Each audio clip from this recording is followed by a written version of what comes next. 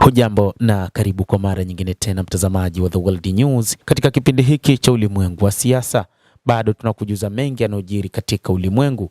Lakini moja kati ya yale tuliyokuwa nayo ni pamoja na Oman inaendelea kujaribu kuzuia kuongezeka kwa mgogoro wa bahari ya Sham.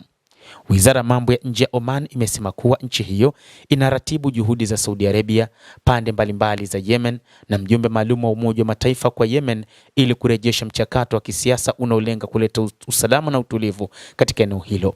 Taarifa iliyotolewa na Oman ilisisitiza umuhimu wa kuepuka kuongezeka kwa mvutano na vitisho vinavyoweza kuzidisha hali katika bahari ya Sham na kuhatarisha uhuru wa usafiri wa baharini. Katika ujumbe tofauti katika mtandao wa X, waziri wa mambo ya nje wa Oman, Badr Abdul Said, alisema amejadili masuala muhimu ya kikanda ikiwa ni pamoja na mlango wa bahari wa Hormuz pamoja na Yemen na mwenzake wa Pakistan. Pakistan imekuwa mpatanishi kati ya Marekani na Iran. Saudi Arabia ilitumia miaka mingi kupambana na Wahouthi, lakini ilishindwa kuwaondoa kutoka mji mkuu wa Yemen, Sanaa, pamoja na maeneo makubwa yanayodhibiti. Sehemu nyingine ya Yemen ziko chini ya serikali inayotambuliwa kimataifa. Makubaliano yasiokuwa rasmi ya kusitisha mapigano kati ya Wahouthi na Saudi Arabia yalianza kutekelezwa mwaka 2022 na kwa kiasi kikubwa yamehamishiwa tangu wakati huo. Hata hivyo, hali ilianza kubadilika baada ya Wahouthi kurusha makombora kuelekea Saudia mnamo tarehe 13 Julai wakidai kuwa majeshi ya Riyadh yalishambulia uwanja wa ndege wa Sanaa.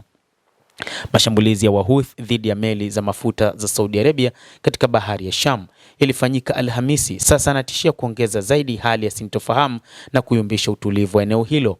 Oman ni nchi yenye umuhimu mkubwa wa kimkakati kutokana na rasi ya Musandam ambayo inaingia katika lango la Hormuz mkabala na pwani ya Iran. Oman ina mipaka ya nchi kavu na Yemen, ambapo wapiganaji wa Kihouthi wanaodaiwa kuungwa mkono na Iran wana makazi yao, pamoja na Saudi Arabia ambaye ni adui mkubwa wa Kihouthi. Wahouthi wanadai kuhusika katika mashambulizi ya meli za mafuta ambazo zimepita katika eneo lao. Hata hivyo, wapiganaji hao wa Kihouthi wamesema wataendelea kufanya mashambulizi mazito dhidi ya meli ambazo zitapita katika maeneo hayo. Mipango ya wapiganaji wa Kihouthi ni kuhakikisha kwamba hakuna namna meli za mafuta zitapita katika lango la bahari la Bab al-Mandeb. Takribani meli 7 za kusafirisha mafuta zimegeuza njia karibu na pwani ya Yemen baada ya kundi la Wahouthi linalohusishwa na Iran kutangaza zuio la baharini dhidi ya Saudi Arabia kuanzia siku ya Jumatatu ya wiki hii, kwa mujibu wa taarifa za ufuatiliaji wa meli. Meli mbili zilishambuliwa siku ya Jumatano na meli zote zimekuwa zikielekea au zikitoka katika bandari za Saudi Arabia, lakini zimebadili ghafla mwelekeo baada ya tangazo hilo.